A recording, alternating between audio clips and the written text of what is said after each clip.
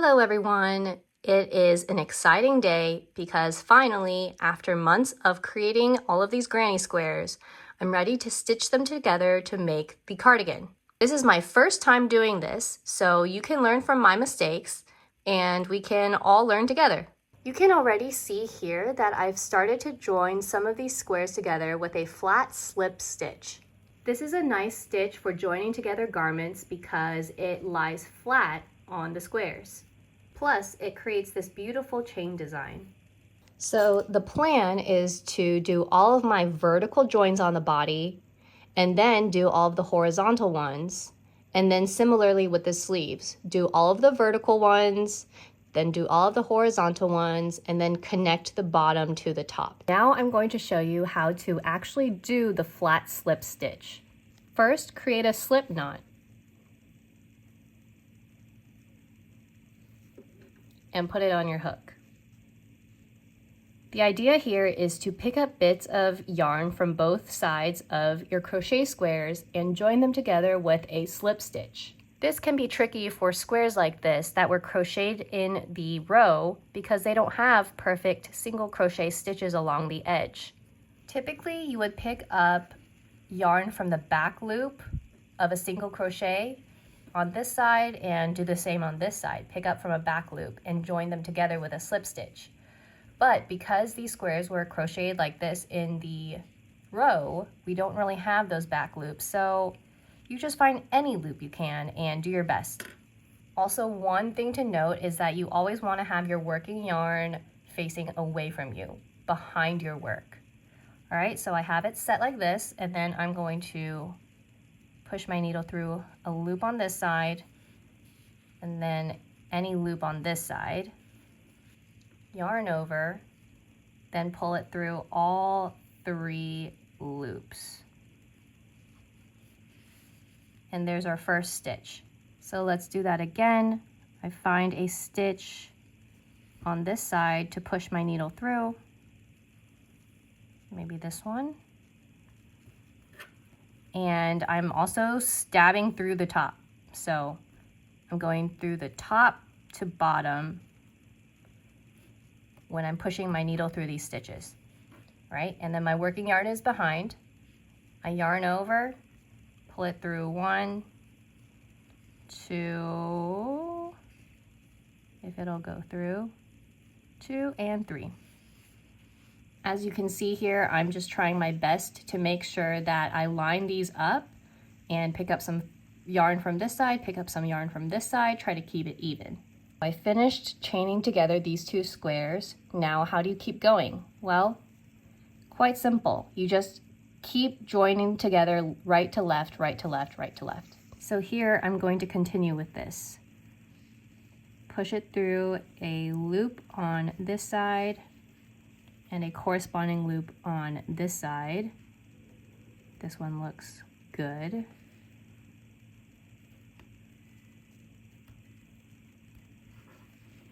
Right? Then I do yarn over, pull it through all 3 loops. Here I have examples of more traditional granny squares that have the single crochets along the edge. So as you can see, there is a front loop, a back loop that you can push your needle through. With my crochet hook, I'm going to pick up the back loop on the right side square, like this, and also the back loop on the left side square. And remember, you're going top down, stab, and you yarn over and pull it through. 1, 2, 3. As you can see, joining together these kinds of traditional granny squares is a lot easier because there are very defined loops that you can push your needle through. So if I were to ever do this again, I would probably create these kinds of granny squares instead.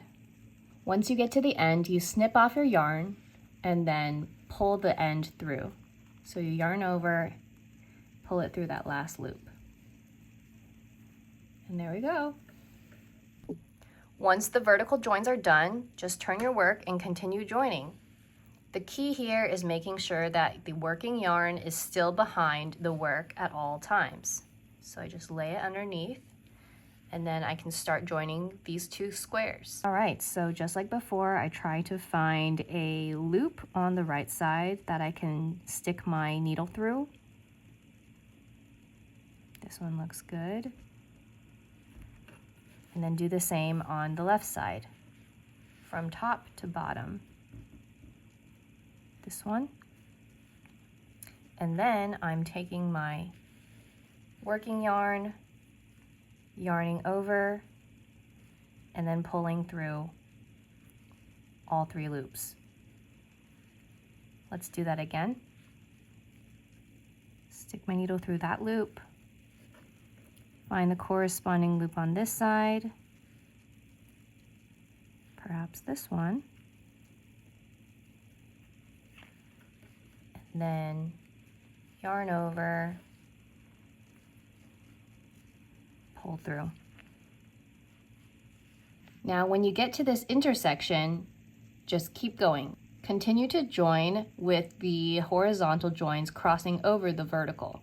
Here I'm going to find a loop on the right side, go in, a loop on the left side, which is a little bit tricky. Let's go here. Oops. On the left side, go in, do my yarn over, and pull through all 3 loops. And if I pull the yarn tight, it just looks like a bigger chain. I have mostly stitched together the body. Yay! The only thing left now is to stitch together the sides, but I'm going to finish the armholes so that I know just how far up I need to go. For the arms, I have this 3x3 grid, and just like with the body, I'm going to go in with my vertical stitches and then horizontal stitches, and finally connect the top to the bottom. I finished the sleeves, but let me be honest with you. I am not super happy with this one because I did not expect there to be 2 purples showing on the front. Like when it's all laid out 2D, it looks perfect. It looks fine because the purples are not next to each other, but of course, when you wrap it around, yes, I can see that there's a purple here and a purple here. So being the crazy person that I am, I think I'm gonna redo this. I am back with the sleeve that I fixed. As you can see, I don't have repeating colors anymore. It does still repeat a little bit on the back, but I honestly don't care about the back as much, so I am happy now. And here is how I am imagining it to look like. I originally thought about reversing it like this, but then I just didn't like the double purple and the purple in the same row, so swap it. Okay, so actually funny thing happened. After I turned over my work and looked at the sleeves, I realized that I actually do need to go back to my original plan because the idea that I had earlier had it looking like this, and this to me is an absolute no. Okay, so back to plan A. So now I'm going to mark off just how far up I need to go to join the body using some stitch markers. I think right here looks good. And then same for the other side. Let's see. I think it'll probably go up to like around here.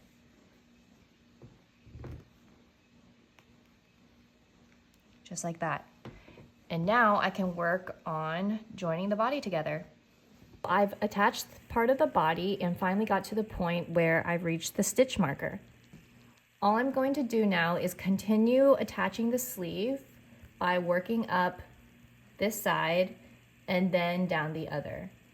So it'll look something like this. I will continue attaching these 2 pieces and then continue working my way around and then attach the backs. Let me show you how I'm going to do that. First, I'm going to take out the stitch marker and then line up my 2 pieces. So for this, I'm just going to Start off on this yellow side, stick my needle through. Stick my needle through this side. And then do the same on this red side. This stitch looks good. And then join everybody together like that. I am nearing the top of my work now, so I'm just going to finish this up and show you how I continue on the other side. So let's get this needle through the stitch and then this stitch. Where's the string? Here it is. Pull it through. And then on the other side, it's just more of the same.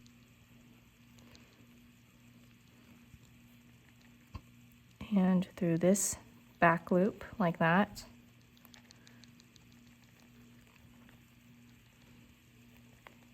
Join together. It's getting very tight now. There we go. I am nearing the end of this sleeve sewing session. This area would be where the armpit is. I think I could fit in a couple more stitches to close this gap, and then I will be done. I think I'm going to finish off like this and then weave in the ends on the inside of the sleeve. So I've pulled my yarn through. This is the inside of my work. And now all I have to do is weave in the ends. The way I've been doing this, don't know if this is the right way or not, but whichever way works, right? I just weave it through any white thread that I see. So there's some there. There's a little bit right here. So I'm just weaving, weaving, weaving like this a couple of times until I get to a point where I think, okay, that's enough weaving, let's tie it off. So I go through the thread one more time, I push my needle through the loop, and then I push it through again in like one of these two holes, so like either here or here, just for some extra security. I'm super paranoid about these things coming apart. Tie it nice and tight, and then that is it. I snip it off. So far, that's been working. I'm thrilled to say that I finished stitching together the arms to the body, and all I have left are the cuffs, collar, and ribbing. I actually already finished one of the cuffs for the sleeve, and I used the slip stitch method, which you'll see why very soon. I really liked this method because it allowed me to control how long that this cuff is. So for my method, I did 5 stitches. To begin, you make a slip knot as you would always, and then I am going to stick my needle through one of these stitches, pull this through. Actually, let me make this smaller. Pull this through and secure it to this single crochet by yarning over and pulling it through that slip stitch. Okay, so now all you do is you chain however many stitches that you want, plus 1. So I want 5 stitches, 2, 3, 4, 5, and that's how many single crochets you're going to make within the chain, but I add 1 more, and then start single crocheting on the second stitch from my hook.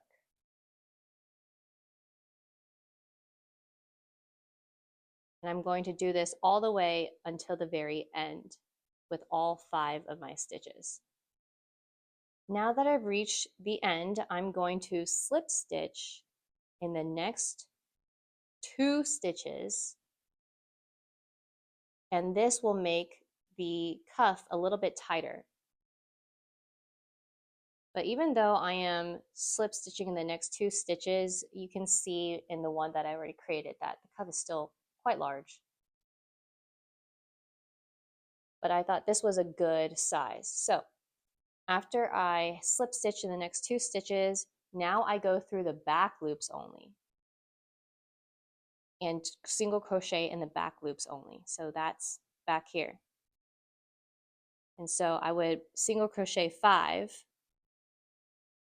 single crochets and work my way back up. So here's 1,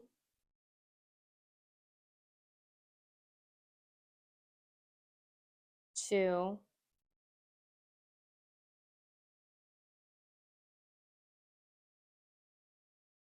3,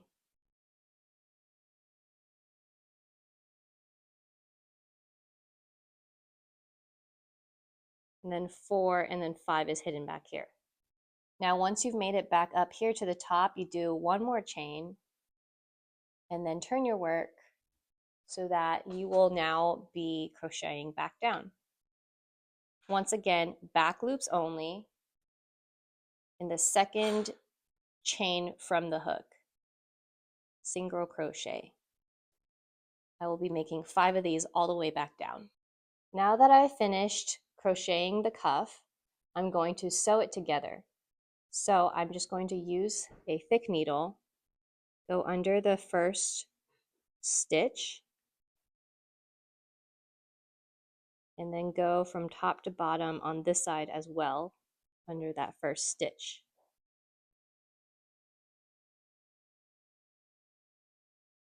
After having sewn that together, I'm going to weave in the ends on the inside of the cuff.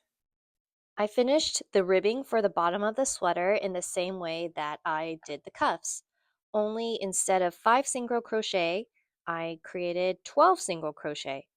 And it created this nice long ribbing at the bottom, which I really love. Now I am ready to do the collar. I have been dreading this part because I've never done it before and I'm a little bit scared. But just from what I see on YouTube tutorials, you first go around, create a single crochet, and then you build off of that. So let's get started. So I'm going to first insert my hook into the stitch, pull my yarn through, yarn over. That starts me off, and I will go around and make single crochets all along the rim here.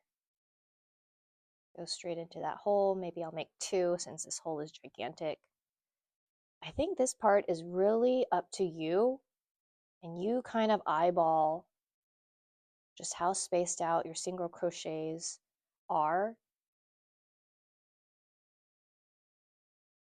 and use your best judgment for how many single crochets you want to make along the rim of your collar.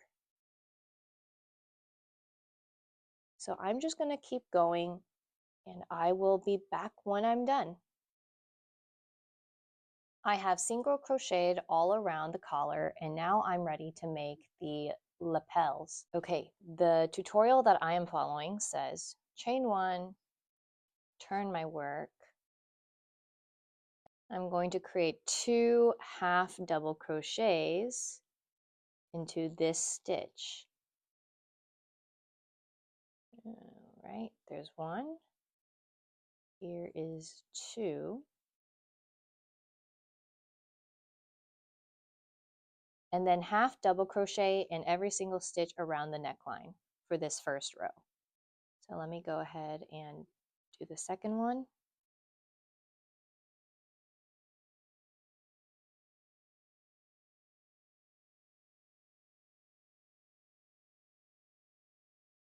By the way, half double crochet was the stitch that I used for these squares, the ones that are more solid. I have made it all the way around and now I'm at the last stitch. For this one, all I have to do is increase, so make 1 more half double crochet in this stitch, chain 1, and then turn my work. So now I'm going to crochet the way back from where I came and do half double crochets in every single stitch. I have finished the collar. This was 5 rows of half double crochet, and I think it is a nice size, otherwise it'll cover up more and more of the crochet appliques here, and I don't want that to happen. And then the back looks like this. I think it looks so cute. I love it. Now all that's left is the front ribbing. I am still thinking about how to do this because I know that if I make ribbing, it's going to cover up a little bit of the designs that are here on the front. So I am looking into perhaps another way of closing this cardigan. We'll see. After giving it some thought, I decided to go with a zipper for my closure. I think that this is the perfect solution for not blocking the designs on the front, and you can still have a functional closing cardigan. I'm so excited about this. So step 1 is to pin my zipper in place. I've never done this before, so we will learn how to do this together. To be honest, I'm like a little bit scared of stabbing myself with the pins. Oh my gosh, you guys, after pinning in the last zipper, I found out that it doesn't open all the way. In fact, what you need is one of these separating zippers. So that means if you unzip it all the way, it comes apart. Unfortunately, the last zipper that I had was closed, the kind that you use for purses and bags and stuff, and I didn't know that. So now I know that there are different kinds of zippers. What you need for a garment is a separating zipper. So now that I have that, let's pin it in place. All right, here we go. Let's try again with the zipper. And you know what? I love the zipper more. It is a lot chunkier than the other one, the kind that's made for like bags, I guess. Oh, can't get down there. And so this one should be easier to zip and unzip. I sewed down one side of the zipper and learned a lot from that experience, which I wanted to share. One is you have to adjust the type of stitches that you do depending on what your work looks like. And what I mean by that is for stitches that look like this, the ribbing where I have peaks and valleys, you can do a running back stitch along the valley and it won't be as super obvious. When I try to do that same kind of stitch here, you could see all of the thread right on top of the work. So instead, I had to adjust my method for the stitches on these kinds of squares in a very similar way in which I would sew on the appliques. I go in between each stitch so that it is basically hidden, the thread. Like you can barely see the thread here. And that's because I'm only going over a very small piece of yarn. So now I'll show how I've been sewing down these squares. I put in a couple of anchor stitches first by doing this so that the tail of the thread can be hidden underneath. Hook it underneath this yarn a little bit and just go over with like a whip stitch just to anchor down this side of my thread. And then the fun begins. So now I'm going to look on this side of my work and make sure that my needle comes up in between stitches. So I'm going to next go in through here. And my thread basically disappears. I'm just going to keep going up and down like this with like a running stitch until I've secured this square onto the zipper. Oh my gosh, you guys, the sweater is done. The zipper is in and I checked, it does work. And zip it all the way up and then we can unzip it. It is amazing. I love this thing. I can't wait for my son to try it on.